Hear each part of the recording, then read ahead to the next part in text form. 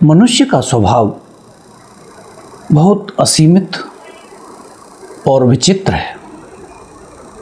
उसके स्वभाव में भली और बुरी दोनों प्रकार की प्रवृत्तियां उपलब्ध होती हैं। संगति और वातावरण जिन प्रवृत्तियों को आकर्षित और आमंत्रित करते हैं वे ही प्रवृत्तियां बढ़ती हैं और फलती फूलती हैं। अन्य प्रवृत्तियां शनै शनै निष्क्रिय हो जाती हैं। संगति जैसा स्वाभाविक निर्णायक तत्व भी वातावरण पर ही अवलंबित होता है और वातावरण पर ही प्रभावित करता है, जिसके निकट संपर्क में रहना पड़ता है। वातावरण एक स्थिति का नाम है। जहाँ जिस प्रवृत्ति के लोग अधिक होंगे वहाँ वैसा वातावरण उत्पन्न हो ही जाएगा। इन अर्थों से मनुष्य का स्वभाव इस बात पर निर्भर करता है कि वह कैसे व्यक्तियों के साथ व्यवहार करता है। दृढ़ संकल्पी और निष्ठावान व्यक्तियों की बात अलग है, अन्यथा लोग अपने निकटवर्ती व्यक्तियों और परिस्थितियों से प्रभावित होकर ही कोई क्रियाकलाप या गतिविधियां अपनाते हैं। इसी प्रकार यह जीवन में अन्य स्थानों पर भी प्रभाव डालता है। जैसे लोगों के साथ रहना पड़ता है, जिनका संपर्क मिलता है, उनके गुण ही सबल होकर व्यक्ति को अपने समान बना लेते हैं। मिस्री की एक डली में पड़ी हुई बांस की फांस भी मिस्री के ही भाव बिकती है। व्यक्ति निसर्गतः तो अपना कोई बना बनाया व्यक्तित्व लेकर नहीं आता। बचपन में भी उसे जिस तरह के बच्चों की संगति मिलती है वह वैसे ही हाव भाव और रीति नीति अपनाता है। वही आदतें आगे चलकर अपने अनुरूप स्वभाव के लोगों को खोज लेती हैं और वैसी प्रवृत्तियां अपनाती हैं। परिस्थितियों के चलते ही अच्छे लोग भी जब बुरे वातावरण में फंस जाते हैं तो व्यक्तित्व में अपेक्षित दृढ़ता न होने के कारण अच्छे स्वभाव के लोग भी बुरी आदतें सीख लेते हैं। उदाहरण के लिए नशेबाजी का लें। नशे में न कोई जायका होता है और न ही उसकी कोई आवश्यकता या उपयोगिता रहती है। फिर लोग क्यों नशा करते हैं? 100 में से 99 लोग अपने नशेबाज यार दोस्तों के आग्रह पर बीड़ी सिगरेट का कश लेते हैं। फिर धीरे धीरे यह आदत उनके स्वभाव में इस कदर रचपच जाती है कि छोड़े नहीं छूटती। नशे की तरह ही जुआ खेलना, गाली गलौज करना, निठल्ले बैठना, मुफ्तखोरी करना, समय बर्बाद करना, फैशन के चक्कर में रहना आदि कितनी ही ऐसी दुष्प्रवृत्तियां हैं जिन्हें व्यक्ति अपनी मित्र मंडली में रहकर ही सीखता है। जिन व्यक्तियों के साथ हम मित्रता करते हैं स्वाभाविक ही उनकी दुष्प्रवृत्तियों से भी मित्रता कर लेते हैं और न जाने कहाँ कहाँ की गंदी आदतें स्वतः ही साथ आ जाती हैं।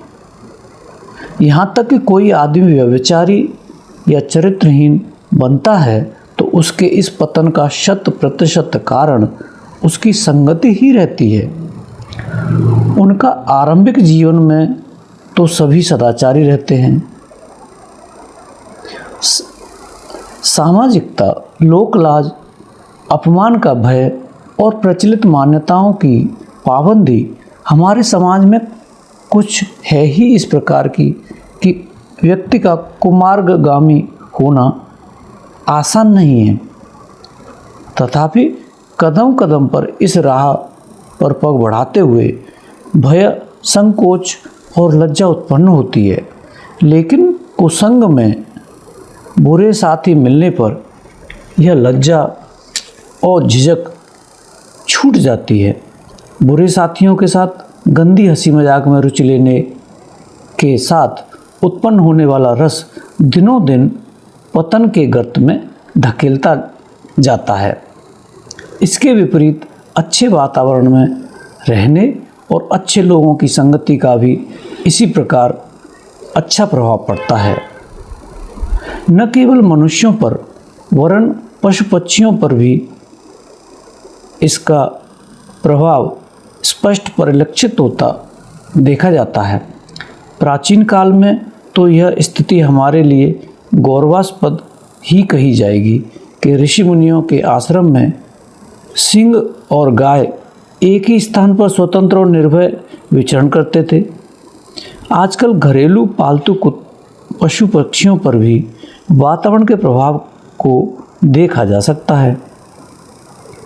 घर में पिंजड़े में पाले जाने वाले तोते वही बातें करना सीख जाते हैं जो दिन रात सुनते हैं।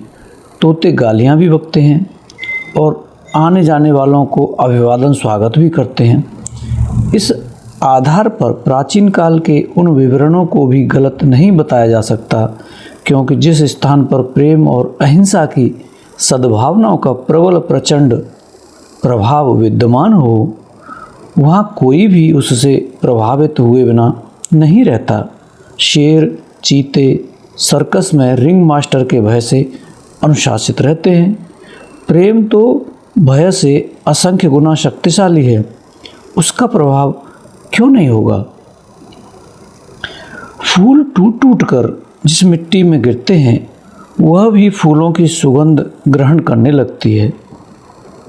चंदन वृक्ष के आसपास विद्यमान पेड़ पौधे भी चंदन की सुगंध से सुवासित होते हैं। तो फिर क्या कारण है कि सद्गुणी और सज्जन व्यक्तियों के संपर्क में रहकर व्यक्ति वैसा न बनने लगे। बुरे व्यक्तियों के संग से बुराइयां आती हैं, तो यह भी निश्चित है कि अच्छे व्यक्तियों का संसर्ग करने पर व्यक्ति में अच्छी प्रवृत्तियां उभर कर आएँ। सत्पुरुषों के संपर्क में मनुष्य की सत्प्रवृत्तियां निश्चित रूप से उभर कर आती हैं। सूर्यमुखी का फूल उधर मुड़ता रहता है जिधर की ओर सूरज होता है। सुबह होते ही कमल की कली का मुँह खुल जाता है। उसी प्रकार संसर्ग के अनुरूप ही मनुष्य की अंतरात्मा में भी सत्प्रवृत्तियाँ और सद्गुण उभर कर आने लगते हैं।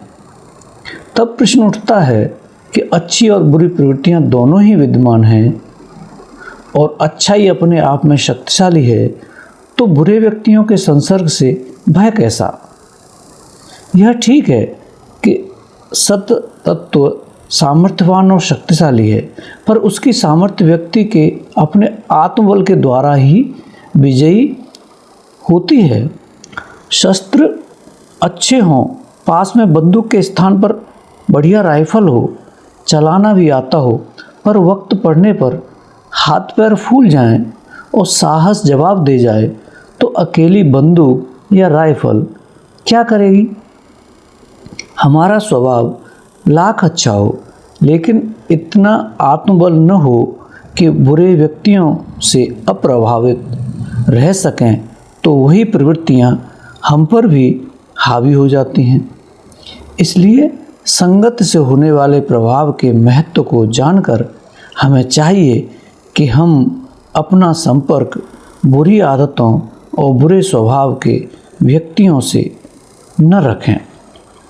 अतः आवश्यक है कि अपने संगी साथियों का चुनाव करते समय विश्लेषण करें और समझ बूझकर ही मित्रों का चुनाव करें। कुसंगत से बचना और अच्छे लोगों के साथ से लाभ उठाने की सत्प्रवृत्तियों को विकसित करने का एकमात्र उपाय है। इस ओर उपेक्षा तनिक भी नहीं करनी चाहिए। अपना संपर्क दुष्ट और दुराचारी लोगों के साथ बन गया है तो उसे छोड़ने में जरा भी लापरवाही नहीं करनी चाहिए, और सज्जनों से अपना संपर्क है तो उसे घनिष्ठ बनाने के लिए प्रयत्न करते रहना चाहिए।